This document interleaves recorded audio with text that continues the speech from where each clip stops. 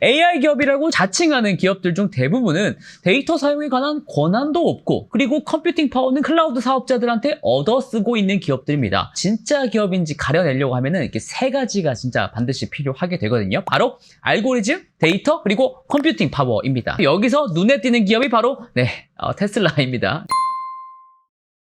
네, 조금 민망하기도 한데 23일 실적 발표 이후에 주가가 급락을 하면서 또 어닝콜에서는 기대했던 것만큼 와 할 만한 조금 반가운 소식들이 그렇게 들려오지 않아서 일론 머스크의 발언들이 굉장히 좀 지루했다라고 느끼시는 분들도 많은 것 같더라고요. 테슬라가 그래도 갖고 있는 AI의 원천은 여전히 변함이 없다라는 점을 유념해 주시길 바라겠습니다. 테슬라는 뭐가 다르냐고요? 자, 일단 알고리즘, 즉 인재 확보 측면에서 일론 머스크의 테슬라와 xAI는 컴퓨터 공학 천재들이 몰려드는 아주 핫 플레이스입니다. 뜨거운 곳이에요. 3년 전이죠. AI 데이 2021이라는 행사가 있었는데 이 행사 이후로는 미국의 최상위권 대학 입학률보다 테슬라의 합격률이 더 낫다라는 통계가 있었거든요. 그리고 데이터 측면에서는 테슬라가 독보적이라고 할 수가 있겠습니다. 실제 도로에서 주행하는 엄청난 규모의 차량 군단을 가지고 있는 유일한 기업이니까 말이에요. 지금 서비스되고 있는 FSD의 버전이 12번째입니다. 이 버전부터는 소규모의 업데이트가 이뤄질 때마다 완전 처음부터 다시 학습을 시켜야 됩니다. 그런데도 오히려 이전 버전 11이겠죠. 이 버전 11 때보다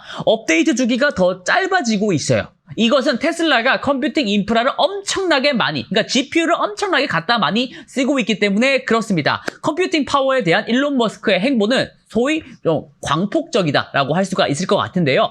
실적 발표에서 나온 테슬라의 GPU 보유 숫자가 엔비디아 H100을 기준으로 할 때 4만 개, 메타, 마이크로소프트, 구글 같은데 이런 곳들이 돌리는 클러스터가 보통 한 3만 개가 안 되거든요. 그러니까 테슬라의 야심이 얼마나 큰지 좀 느낌이 오시지 않을까라고 저는 생각을 하고 있습니다. 근데 여기서 끝이 아니에요. 내년에 엔비디아 차세대 GPU가 나오죠. 블랙웰 아키텍처로 굴러가는 GB200이라든가 B200, B100이 있습니다. 근데 이 B200도 3만 개를 더 들여다 놓겠다는 야심을 또 보였습니다. 이런 계속되는 GPU 구매에 있어서요. 일론 머스크는 AI 기업한테 제일 중요한 건 속도다. 속도전이다. 다른 AI 기업들을 따라잡으려면 이렇게 하는 게 유일한 방법이다라고 설파를 했습니다. 그러니까 AGI 개발 경쟁에서 GPU랑 데이터 센터가 얼마나 중요한지 새삼 깨닫게 되기도 하는 거죠. 근데 테슬라가 가지는 경쟁력은 소프트웨어뿐만 아니라 전기차 회사로서의 대량 생산, 대량 제조 영역에서도 발휘가 됩니다. FSD는 소비자들이 직접 구매하는 양산 차량에서 사용되잖아요. 이게 가능한 이유는 라이다 같은 비싼 센서 장비가 없이도 돌아가기 때문에 있거든요. 반면에 구글 웨이모 같은 경우에는 라이다를 씁니다. 자율주행 차량 한 대 만드는데 라이다까지 붙여서 30만 달러나 들이부어야 한다고 합니다. 그러니까 한국 돈으로 한 4억 원? 4억 원 정도 육박하는 이런 자율주행 차량을 수만 대, 수십만 대 이렇게 확장하는 것은 비용적으로 쉽지는 않겠죠. 이렇게 경제성이 떨어지게 되면 굳이 인간 운전사를 대체할 만한 경제적 요인이 떨어지게 되니까요. 그러니까 자율주행차를 만드는 것 자체도 어렵지만 그걸 수백만 대로 늘리는 건 완전 다른 차원이다라는 점을 반드시 아셨으면 좋겠습니다. 그리고 그것을 하고 있는 유일한 기업이 테슬라라는 점도 반드시 유념해 주길 바라고요. 그런데 말이죠.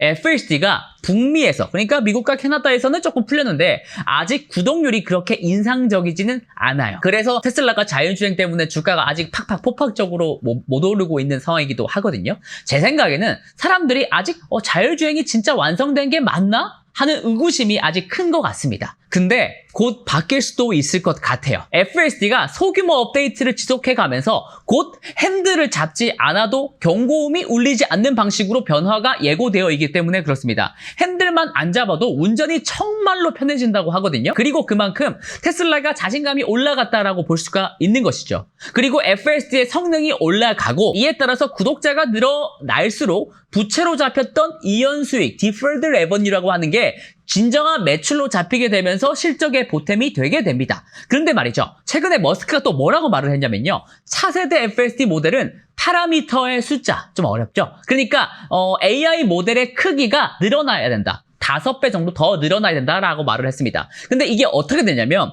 테슬라 차량에 들어가게 되는 반도체도 같이 업그레이드가 돼야 되거든요. AI 모델이 커지면 커질수록 그걸 돌리는 반도체 성능도 올라가야 한단 말입니다. 이것은 챗GPT의 버전이 커질수록 더 좋은 반도체를 써야 한다는 원리와 똑같습니다. 현재 도로에 있는 테슬라 차량들은 무려 6년 전에 출시된 반도체로 지금 돌아다니고 있거든요. 결국에는요, 최신 자율주행 모델을 쓰려면 새 차를 사야 될 것 같습니다. 물론 여기서 소비자 저항이 있을 수가 있기 때문에 테슬라가 자율주행 기술 상황과 조금 좀 맞물려서 저가형 모델까지 좀 내놓지 않을까라고 생각을 하기도 합니다. 저는 그렇게 보고 있어요. 물론 차량용 반도체 업그레이드에 관한 프로모션도 뭐 같이 진행할 수도 있겠고요. 그리고 테슬라 자율주행에 관해서 마지막으로 제가 또 드릴 얘기가 있는데 바로 중국, 차이나에 대한 이야기입니다. 제가 생각할 때는 중국이 본인들의 자율주행 기술을 테슬라 방식으로 표준을 딱 설정한 것 같습니다. 중국이 전기차는 정말 가성비 있게 잘 만드는데 제일 약한 게 이거 머리.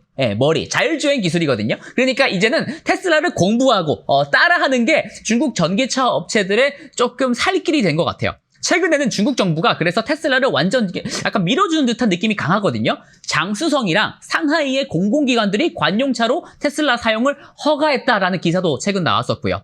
게다가 FSD 기술이라는 것은 향후에 로보틱스, 옵티머스 아시죠?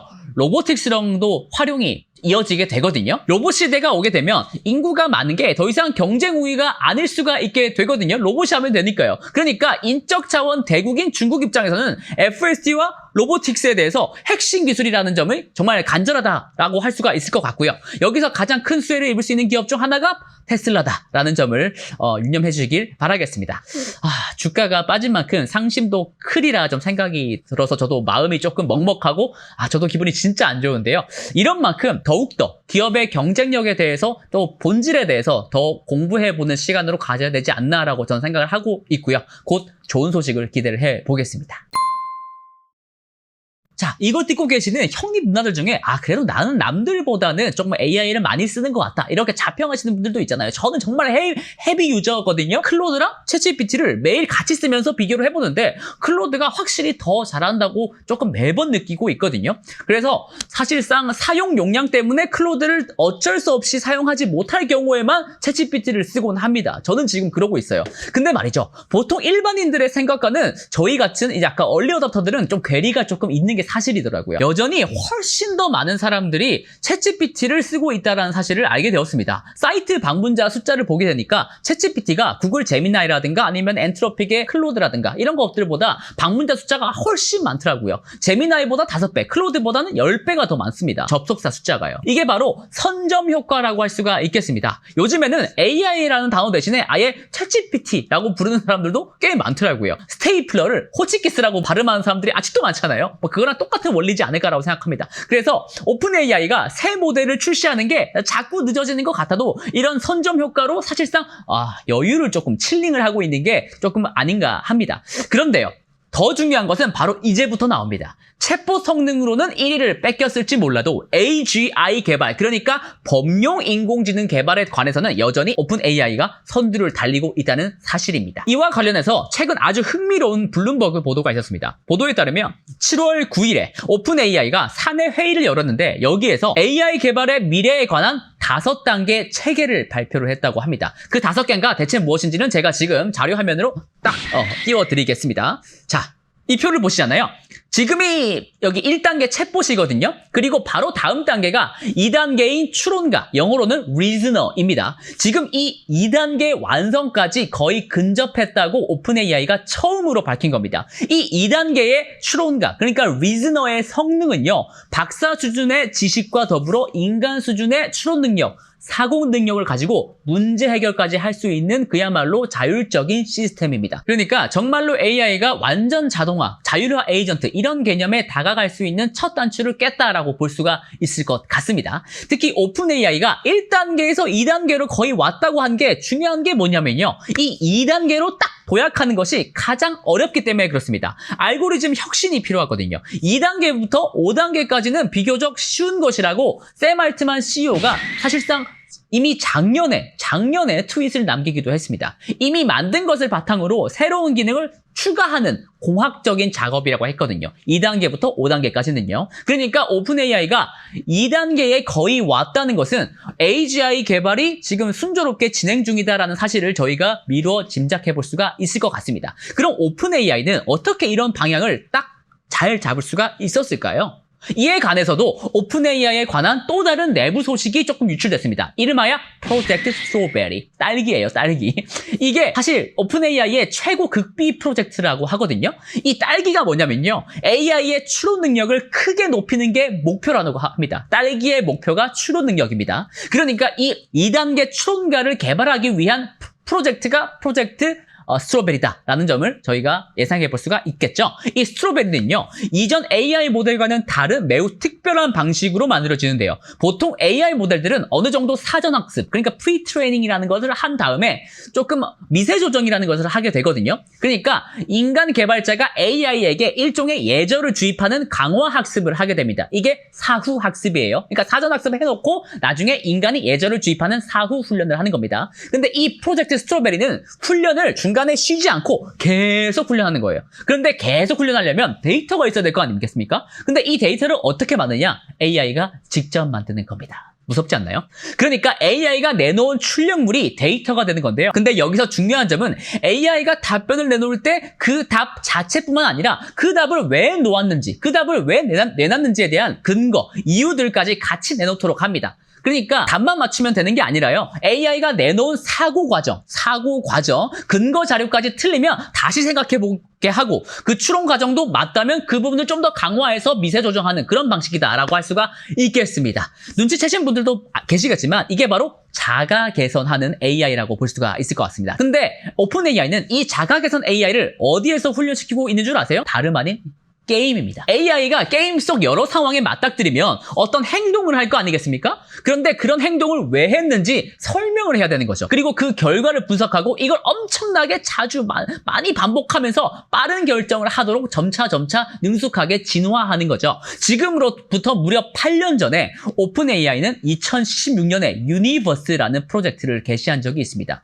이 프로젝트는요, AI가 인간처럼 게임을 마스터할 수 있게 연구하는 거였습니다. 인간 세상도 하나의 커다란 게임으로 본다고 하면 인간 세상도 이해할 수 있지 않을까라고 하는 게 그 목표라고 할 수가 있을 것 같아요. 실제로 어떤 게임을 잘하는 사람들이 다른 게임에도 재능이 있는 경우가 정말 많지 않나요?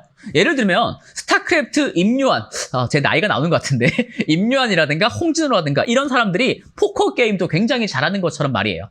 그리고 3년이 흘러서 2019년에 오픈 AI는요, 도타2라는 게임에서 인간을 이겨버리는 AI를 만들었습니다. 이 도타라는 게임은 5명이서 팀을 먹어야만 게임이 진행되는 게임이거든요. 그러니까 협동이 필수라고 할 수가 있을 것 같습니다. 그래서 오픈 AI는 AI 에이전트들이 각자의 성과가 아니라 팀의 성과를 최적화하도록 학습을 시켰습니다. 이게 뭘 의미하냐면 AI가 복잡한 환경, 실제 세계와 같은 복잡한 환경에서도 전략적으로 함께 모여서 생각할 수가 있고 여러 AI가 모여서 팀의 목표를 달성할 수가 있다라는 거예요. 소름 돋지 않나요? 네, 이것은요, 바로 오픈 AI의 AI 개발 5단계 중 마지막 부분 기억나시나요? 바로 AI로 이루어진 회사와 연결되는 거예요. 네, 사실 젠슨항 CEO도 지난달에 비슷한 얘기를 하기도 했었거든요.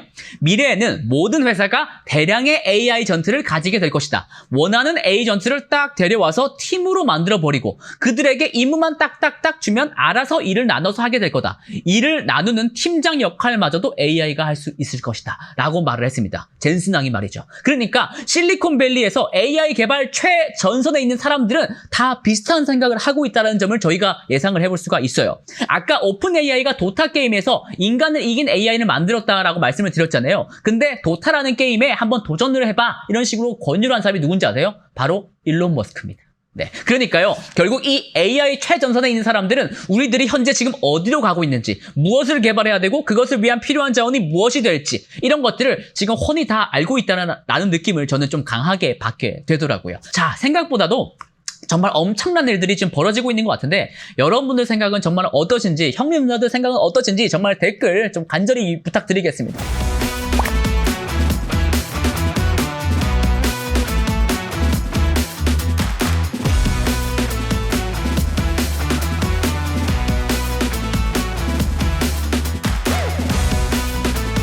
형님 누나들, 그럼 저는 다음 시간에 또 더 유익한 내용들로 유토피아 찾아뵙도록 하겠습니다. 그때까지 안녕히 계세요.